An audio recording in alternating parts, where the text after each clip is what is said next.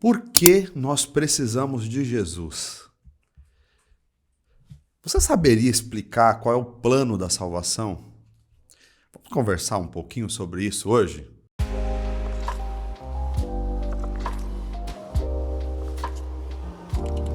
Olá pessoal, graça e paz.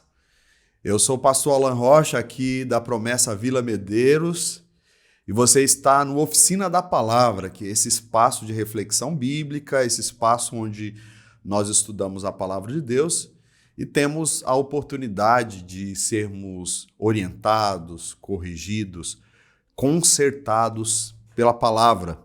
Eu quero dar as boas-vindas a todos vocês aqui. Você que está chegando a primeira vez aqui nesse canal, a primeira vez aqui assistindo um vídeo nosso, te convido aí a se inscrever no nosso canal. Se você tem gostado aí dos nossos programas, dê o seu like. É bom também você acionar aí o sininho das notificações para que você seja avisado de todas as vezes que a gente publicar aqui um novo vídeo no nosso canal. E eu quero dizer aqui da minha alegria, de todos aqueles que têm interagido conosco, têm deixado o seu comentário. Então, já comenta aqui o que você tem achado, o que você tem aprendido nos nossos programas aqui, cada tema que a gente tem trazido exatamente um estudo bíblico, uma oportunidade de aprendermos da palavra de Deus. E hoje eu quero falar com você sobre esse assunto, sobre Jesus, o plano da salvação. Por que ele teve que morrer? E eu quero compartilhar sobre isso com vocês hoje e ver o que a gente pode aprender, por que nós precisamos aceitar Jesus como Salvador, como nós costumamos afirmar, dizer que para alguém ser salvo precisa aceitar Jesus como Salvador, como Senhor da sua vida. Por que isso? Como a gente entender isso? Ou como a gente explicar isso para outra pessoa? E para falar sobre esse tema, eu quero relembrar uma historinha que eu gosto de contar, que é uma historinha bem conhecida, você deve conhecer. Daquele moço que uma vez foi num salão de belezas para cortar o seu cabelo. Está ali cortando o cabelo, começa a conversar, interagir ali com o cabeleireiro, e aí ele fala, olha, sobre a sua fé em Deus, começa a expressar, porém, aquele profissional ali, cabeleireiro, ele não gostava de Deus, não gostava do assunto, e imediatamente ele interrompe a história e diz, olha, deixa eu te falar uma coisa, amigo. Deus não existe. Deus não existe. E eu não quero falar desse assunto. Eu vou te perguntar, mas por que Deus não existe? E ele responde da seguinte forma, ó, se Deus existisse, não existia tanta coisa ruim nesse mundo, tantos miseráveis passando fome, não teria tantas famílias destruídas. E essa fala foi tão forte que o rapaz ali que estava tendo o seu cabelo cortado ficou meio sem reação, sem saber o que dizer, o que falar.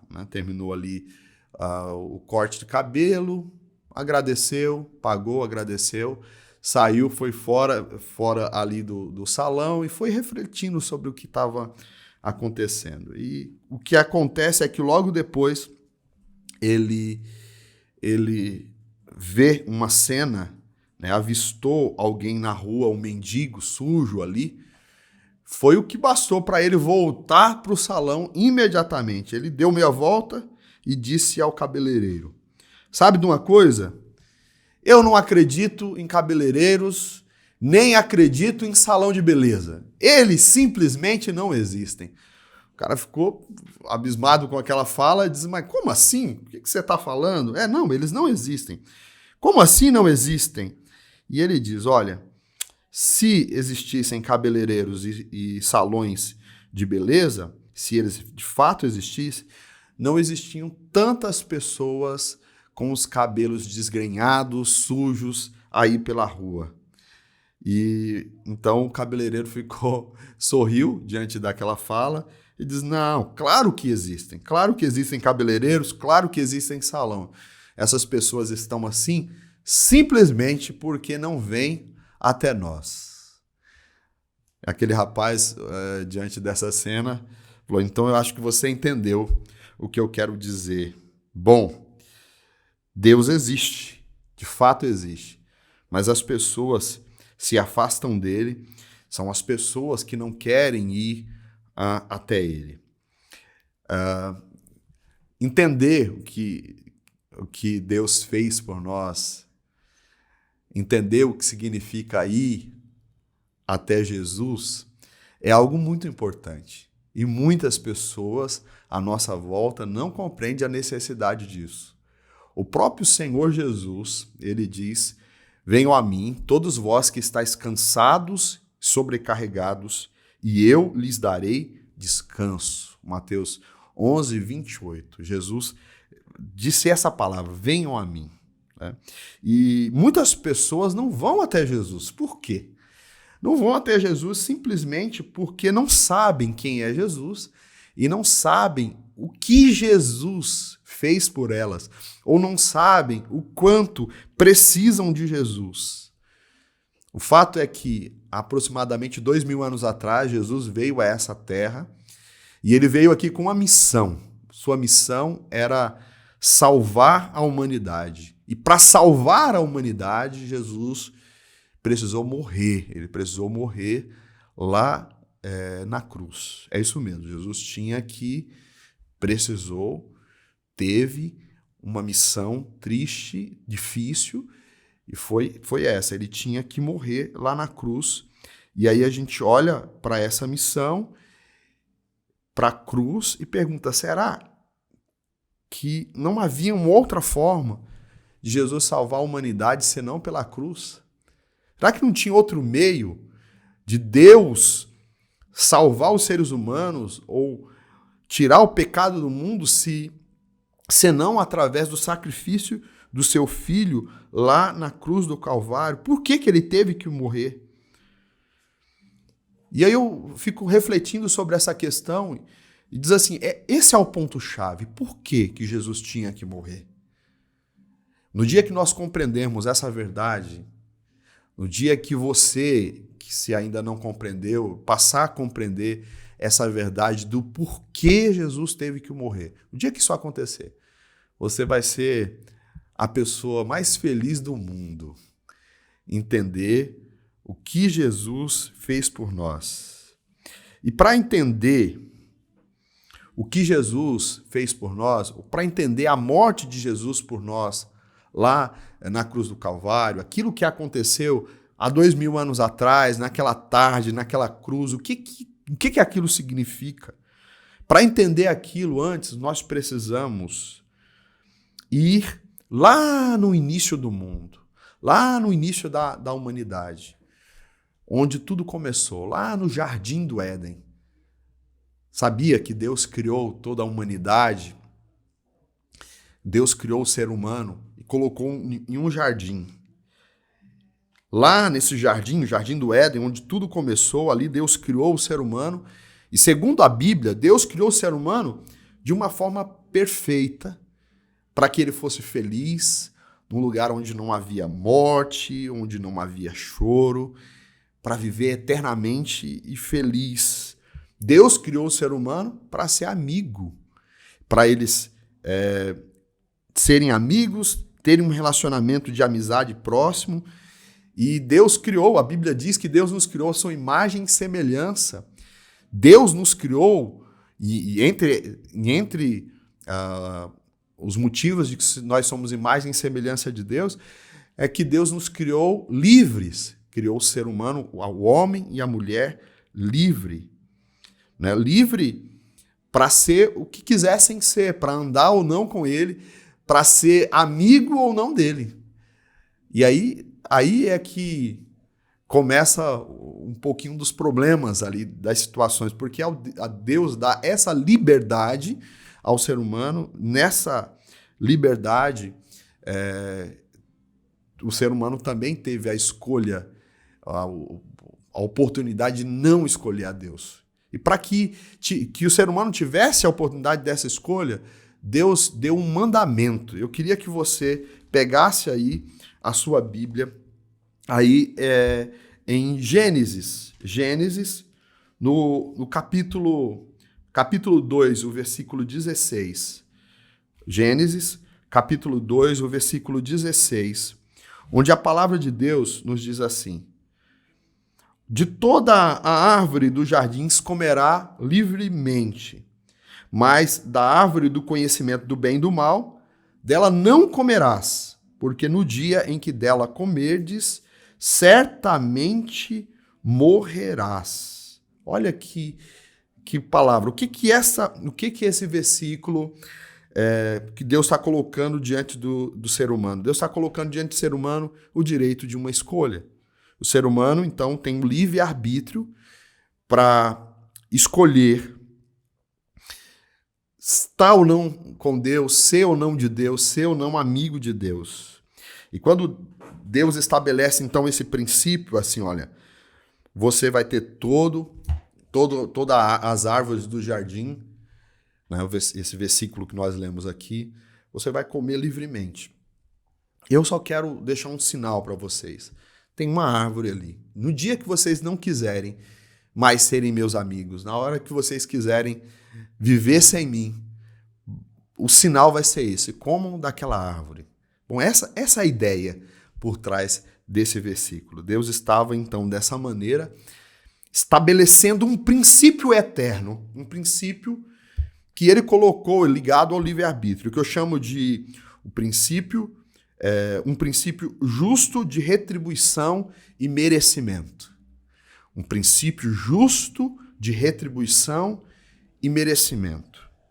O que Deus estava colocando ali. Então, o que isso significa, esse princípio? Deus estava dizendo assim, que quem obedece, merece a vida, merece viver. E quem desobedece, merece morrer, merece a morte. Então, Deus fala, olha, se vocês me desobedecerem, não quiserem andar comigo, tudo bem. Mas a consequência disso vai ser a morte. E aí tem gente que vai dizer assim, então Deus é sádico, porque ao colocar essa condição, é como se ele dissesse assim para o ser humano, olha, é como se Deus fosse alguém birrento, né? Um ser birrento. Diz, olha, se você andar comigo, você vai viver e está bem. Mas se você não viver comigo, não andar comigo, eu vou te castigar. Ou seja, não te dá opção, senão nessa condição. Mas não é essa a ideia que está por trás desse texto. Na verdade, quando Deus diz assim, olha, se você quiser andar comigo, você morrerá, a ideia por trás aqui não é de castigo, mas de consequência. Deus é a fonte da nossa vida. Deus é a razão de nós vivermos. Nós dependemos dele para viver. Então, virar as costas para Deus é abrir mão da vida. Virar as costas para Deus é querer viver por conta própria, como se a gente não dependesse dele. Mas nós dependemos. A palavra de Deus diz que nós dependemos. Se nós respiramos, o que nós fazemos é na dependência de Deus. O ser humano virar as costas para Deus seria semelhante assim, eu gosto dessa ilustração, é semelhante a um peixe que sai da água e diz, não, eu vou ser livre, porque eu não preciso da água para viver. E o peixe, então, vai viver a sua liberdade por alguns minutos, mas depois vai morrer. Quando Deus disse assim, olha, se você me desobedecer, certamente morrerás, ele está dizendo isso. Se você fizer uma escolha para longe de mim, afastado de mim, a consequência natural disso vai ser a morte. Mas Deus deu essa escolha através desse texto aqui de Gênesis capítulo 2, os versículos 16 e 17. O que aconteceu lá no Éden? Qual foi a escolha do ser humano? Quando você lê o capítulo 3, logo depois dessa ordem, você vai ver aqui o ser humano fazendo uma escolha triste. Capítulo 3 é o relato da queda, onde nós vemos que o ser humano desobedeceu. O ser humano escolheu virar as costas para Deus. O ser humano decidiu viver carreira solo. O ser humano abandonou Deus, virou as costas para Deus e desobedeceu, preferindo ouvir o mal, ouvir a serpente, que é ali uma representação do próprio Satanás. Preferiu ouvir Satanás, o mal, do que ouvir a Deus e obedecer a Deus. Essa foi a escolha do ser humano. E o capítulo 3 de Gênesis vai apresentar para a gente uma série de consequências que adveio dessa escolha. Capítulo 3 vai dizer que o ser humano se tornou de cara inimigo de Deus, porque ele virou as costas para Deus. O ser humano se tornou escravo do pecado, porque ao desobedecer, ele experimentou, abriu uma caixa de Pandora do mal, né? Experimentou prazeres ou sensações dos quais ele não deveria experimentar e que aquilo veio sobre ele como se fosse um efeito de drogas. Como ele se tornou viciado no pecado, ou seja, ele se tornou escravo do pecado. Na verdade, o desejo, a vontade dele começou a dominar sobre a sua capacidade de decisão, escolha. Agora o ser humano se tornou escravo dos seus próprios prazeres. Então, além disso, o ser humano se tornou condenado à morte. Então, não foi algo simples que aconteceu ali, descrito em Gênesis 3. Primeiro, Deus deu para o ser humano o direito da escolha, e o ser humano, nesse direito, nesse livre-arbítrio, decidiu, escolheu desobedecer a Deus. Então, a questão aqui é se existe um princípio estabelecido por Deus de que o ser humano, se ele pecar, ele vai morrer, se comer dessa árvore, certamente morrerá. E se o ser humano escolheu desobedecer, o que o ser humano merece? Ele desobedeceu, o que ele merece? Ele merece a morte. Nós merecemos a morte. Essa é a ideia. Esse é um princípio que está na Bíblia. É o que diz lá em Romanos, no capítulo 6, o versículo 23, que diz assim: o salário do pecado é a morte. E o salário aqui não é tanto a paga por aquilo, é sobretudo a consequência natural. Né? A consequência natural do pecado, é a morte do ser humano. Lá então Romanos 6, 23 vai dizer isso. Outro texto da palavra que vai falar sobre essa condição humana depois do pecado é Romanos capítulo 5, versículo 12, onde, deixa eu abrir aqui para a gente, Romanos, no capítulo 5, versículo 12, onde diz assim: como por um só homem entrou o pecado no mundo, e pelo pecado a morte, assim também a morte passou a todos os homens, porque todos pecaram. Essa é a condição da raça humana depois da escolha que o ser humano fez de virar as costas para Deus, né? Ou virar as costas para longe de Deus, se rebelar contra o Criador. Toda a raça humana se rebelou contra Deus e foi condenada à morte eterna por causa dessa desobediência. Esse é o destino, essa é a sina de todos nós. Essa é a condição de todo o ser humano. Nós nos colocamos debaixo de uma maldição, debaixo de uma condenação, ao preferir ouvir a serpente do que ouvir a voz de Deus. Então, todos os seres humanos já nascem inimigos de Deus, já nascem escravos do pecado e, por isso, por consequência disso, já nascem condenados à morte. Isso é duro, essa verdade, né? É dura essa verdade, mas é uma realidade. E que se a gente não entender isso, se a gente não compreender isso, mesmo que a gente frequente uma igreja, mesmo que a gente cante hinos e vá em cultos ou em missas, se a gente não entender o que aconteceu lá no Éden e que por conta disso estamos debaixo de uma condenação, e se a gente não entender, não compreender isso, jamais nós seremos libertos desse mal. Né? Então, queria que você pensasse nessa condição da raça humana, nessa condição em que nós estamos vivendo e quem nós estamos condenados à morte. Essa é a realidade. Sabe qual a situação que o texto bíblico apresenta para nós? É o seguinte: o problema é que Deus nos criou para sermos eternos. Tem um texto lá em Eclesiastes capítulo 3, versículo 10 a 12, Diz ali que Deus colocou a eternidade no nosso coração. Há um desejo em nós, porque nós fomos criados para a eternidade. Por isso que é tão estranho a morte para nós. Por isso que a gente nunca se conforma quando a gente está diante de um caixão e ali tem alguém que a gente conhece e que a gente ama. É difícil de aceitar, porque não é algo natural. Nós não fomos criados para isso. Nós fomos criados para a glória de Deus e para viver eternamente em comunhão com Ele. E aí, o que acontece? O ser humano não quer morrer. Se nós fomos condenados à morte, mas nós não queremos morrer. O ser humano não aceita a morte. E esse sentimento de não aceitar a morte é assim. É como se nós disséssemos assim, Deus, né? Esse sentimento soa dessa forma no mundo espiritual. É como se a gente dissesse, Deus, papai, Deus, eu pequei e eu mereço morrer. Eu mereço morrer por conta de tudo o que eu fiz. Mas eu não quero morrer. Papai, não me deixa morrer. Deus, não me deixa morrer.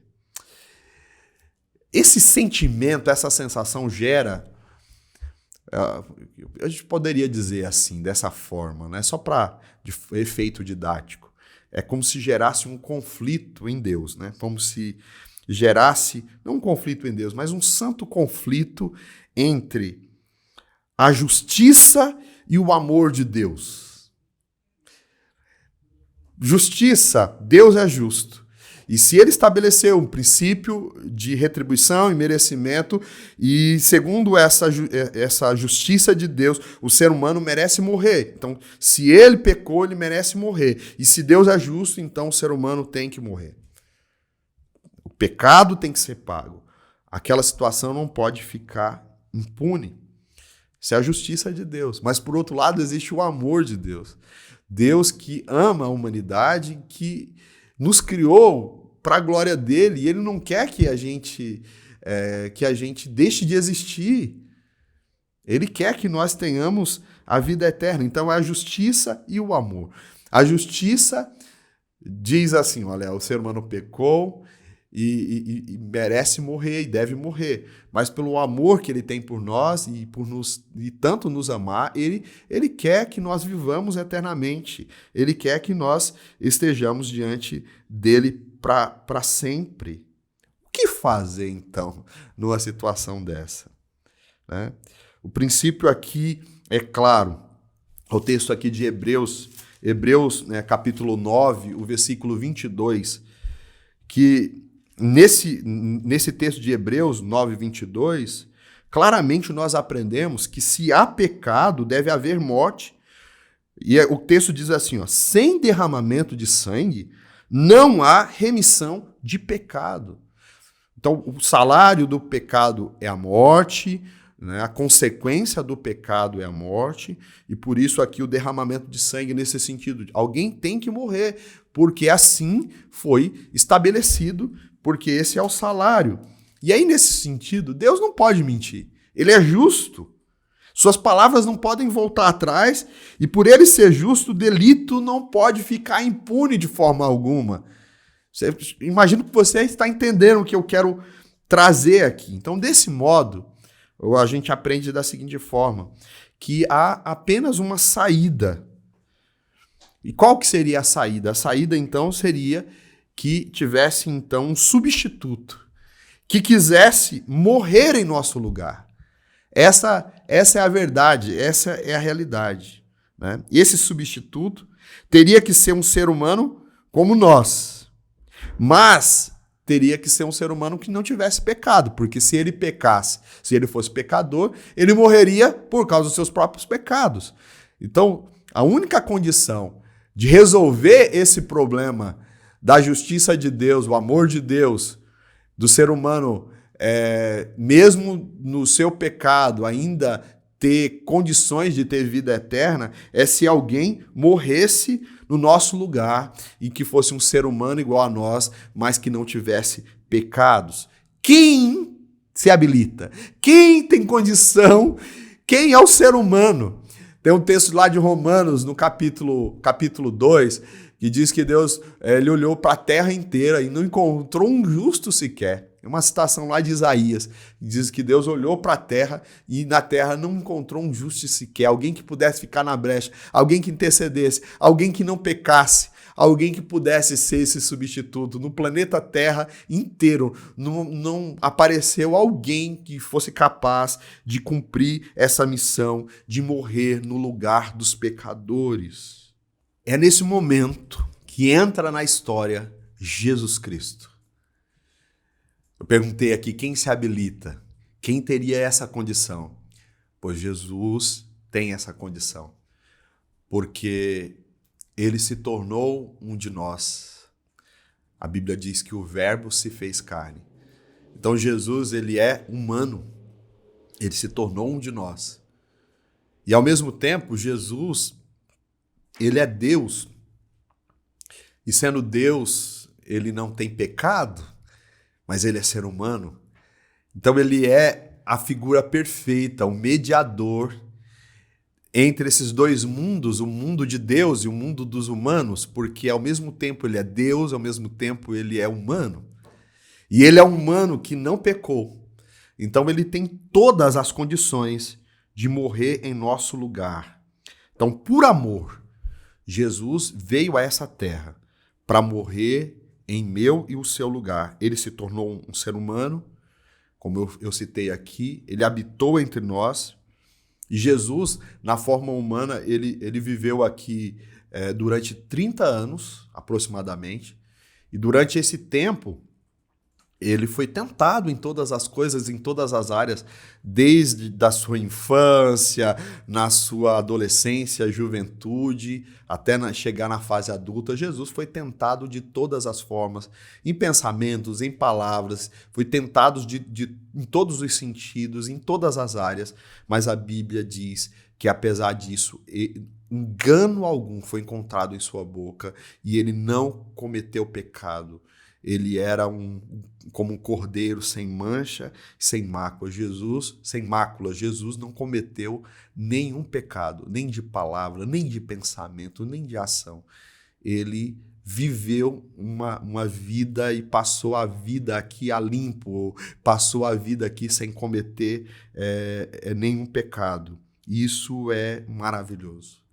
Lembra que eu falei com vocês no início sobre o princípio justo do merecimento e da retribuição, que se você pecar, você merece a morte, mas se você obedecer fielmente, você merece a vida? Eu pergunto para você, Jesus, como que foi a vida de Jesus aqui? Ele viveu todo esse tempo sem pecar. O que Jesus merece? Obviamente, Jesus merece a vida. O que nós fizemos na nossa história? Nós somos falhos, somos errados, nós pecamos. Então o que nós merecemos? Merecemos a morte. E Jesus, que não pecou, o que ele merece? Ele merece a vida. Então é aqui que acontece o que nós chamamos na doutrina da salvação, ou no plano da salvação, que é o momento da substituição. Jesus é o nosso substituto. Jesus tomou o nosso lugar na cruz. Ele morreu a nossa morte para que nós pudéssemos viver a vida que era dele por direito. Lá na cruz do Calvário. Aquele lugar, aquela cruz não era para Jesus. Aquela cruz era para mim e para você. De fato, na noite em que Jesus foi crucificado, as pessoas tiveram a oportunidade de escolher, porque aquela cruz que foi feita para um homem chamado Barrabás, que de fato era um bandido, de fato era um criminoso, e ali deram a opção para que escolhesse entre Jesus e Barrabás. E as pessoas, a multidão, preferiu Barrabás, libertar Barrabás e matar Jesus naquela cruz. Então eu vejo essa figura do Barrabás. Barrabás representa eu e você, representa todos nós.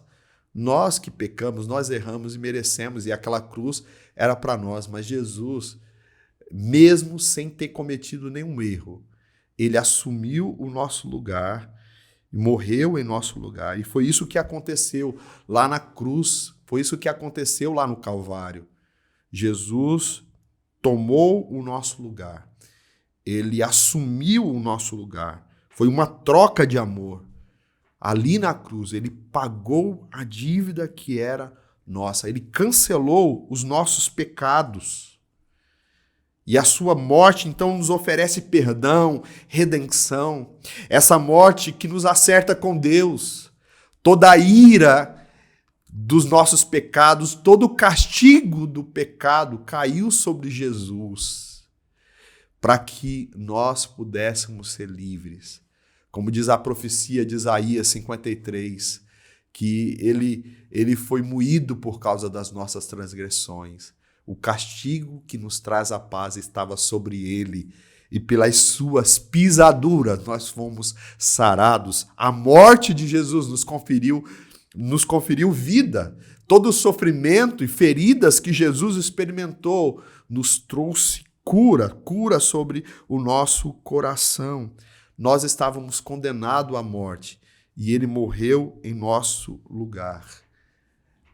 Isso que eu falei aqui para vocês é o resumo do plano da salvação. É por isso que Jesus teve que morrer, por isso que Jesus veio. E a pergunta que a gente pode fazer diante dessa palavra é o seguinte: como eu posso desfrutar dessa bênção? De fato, Jesus morreu na cruz para nos salvar, mas nem todos acessam. Está lá à disposição. Mas para que eu possa desfrutar dessa bênção, eu preciso fazer o download. Eu preciso baixar isso sobre a minha vida, eu preciso assumir isso sobre mim. Como que você pode fazer para desfrutar dessas bênçãos? Primeira coisa, você precisa ir até Jesus.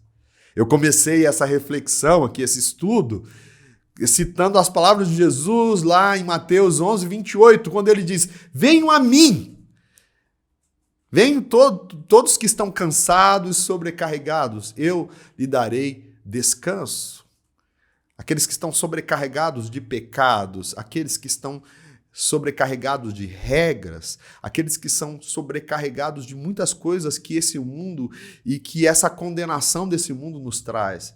Jesus é o perdão, Jesus é o alívio, Jesus é a cura. E a primeira coisa que nós precisamos é ir até Ele e crer que a morte dele lá na cruz do Calvário foi por mim, foi por você. Acreditar que a morte dele lá na cruz do Calvário é suficiente para me salvar.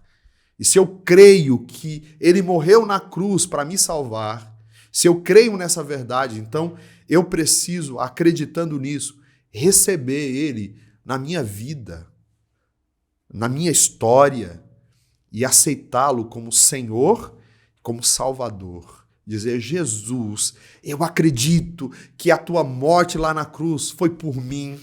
E eu recebo o Senhor na minha vida, perdoa os meus pecados, me salva, Senhor. Porque aí dessa forma você pode desfrutar da bênção, do milagre de Deus sobre a sua vida. Eu gosto dessa palavra aqui de Romanos, no capítulo 10, os versículos 14 a seguir, como diz a palavra, que o versículo 13 diz que todo aquele que crê e que invocar o nome do Senhor será salvo, versículo 3. E aí o versículo 9 diz o seguinte para nós: se você confessar com a sua boca que Jesus é Senhor e crer em seu coração que Deus o ressuscitou dentre os mortos, você será salvo. O versículo 10 diz assim: pois com o coração se crê para a justiça e com a boca se confessa para a salvação. Então todo aquele que crê em Jesus é salvo, todo aquele que invoca o nome de Jesus é salvo. Então, você precisa crer no seu coração, confessar com a sua boca que Jesus é o Senhor da sua vida, que Ele é o seu Salvador. Você já fez uma oração assim, entregando a sua vida para o Senhor Jesus? Bom, um dos objetivos desse estudo hoje aqui é ensinar aqueles que são cristãos a falar do plano da salvação para outros. Mas eu não vou perder essa oportunidade aqui. Possivelmente você está me ouvindo e você ainda não entregou a vida a Jesus. É possível que eu esteja falando com alguém aqui que está tendo acesso pela primeira vez a essa palavra, a essa mensagem, a esse ensino de que Jesus morreu na cruz para te salvar. Se você entendeu isso pela primeira vez hoje, se você quer entregar a vida ao Senhor Jesus, eu gostaria que você fizesse essa oração comigo agora. Eu vou fazer uma oração como entregando a minha vida ao Senhor Jesus. E se você desejar, você pode confirmar ou repetir essa oração agora juntamente comigo. Diga assim: Senhor Jesus, eu preciso de Ti. Eu reconheço que sou um pecador e que por isso mereço a morte. Eu não mereço a salvação. Mas coloco deste momento em diante a minha confiança em Ti. Coloco a minha confiança no Seu sacrifício de morte que fizeste por mim lá na cruz do Calvário. Eu Te aceito, Senhor, como Salvador da minha vida. Jesus, eu Te recebo como Senhor da minha vida. Eu abro a porta da minha vida e Te recebo como Senhor e como Salvador. Perdoa os meus pecados e eu Te peço, escreva o meu nome no livro da vida. Eu peço que o Senhor me dê força necessária para eu Te seguir por onde eu for, por toda a minha vida. Eu digo essas palavras do fundo do meu coração e confesso com os meus lábios que Tu és Senhor, Senhor da minha vida. E eu faço dessa forma, com toda a confiança. Oro assim. Amém. Você já tinha feito essa oração antes? Essa oração faz algum sentido para a sua vida? Se você quiser entregar a sua vida ao Senhor Jesus, volta aí o vídeo um pouquinho, faça essa oração novamente. E, se possível, escreva aqui nos comentários: olha, eu estou entregando a minha vida ao Senhor Jesus, ou eu estou me reconciliando com Jesus hoje. E eu quero que você saiba disso, que Jesus, Ele perdoa os seus pecados, que por mais difícil que tenha sido a sua história, se você for até Jesus, Ele te salva, Ele te liberta. Então hoje os seus pecados foram perdoados, a sua dívida foi paga, seu nome está escrito lá no livro da vida, se de fato você acreditou na palavra e entregou a sua vida ao Senhor Jesus. Que Deus te abençoe, que Deus abençoe cada um de vocês aqui nesse programa de hoje. Hoje um programa um pouquinho diferente, em que a gente falou sobre o plano da salvação. Nós falamos aqui sobre entregar o porquê que Jesus morreu por nós.